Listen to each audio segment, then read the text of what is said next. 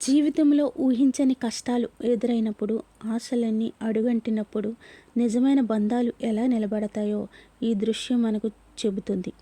ఆమె పేరు నయోమి. పరాయి దేశంలో తన భర్తను, ఇద్దరు కుమారులను కోల్పోయి గుండె నిండా విషాదంతో తన సొంత ఊరికి పయనమైంది. తన వెంట వస్తున్న ఇద్దరు కోడళ్లను చూచి ఆమె మనసు చలించిపోయింది. నా జీవితం ఇంకా శూన్యం. మీరు మీ పుట్టింటికి తిరిగి వెళ్ళి కొత్త జీవితాన్ని ప్రారంభించండి అని నయోమి కన్నీళ్లతో వేడుకుంది. ఆ మాటలు విని ఇద్దరు కన్నీరు మున్నీరుగా వేడ్చారు. ఒక కోడలి పేరు ఓర్పా.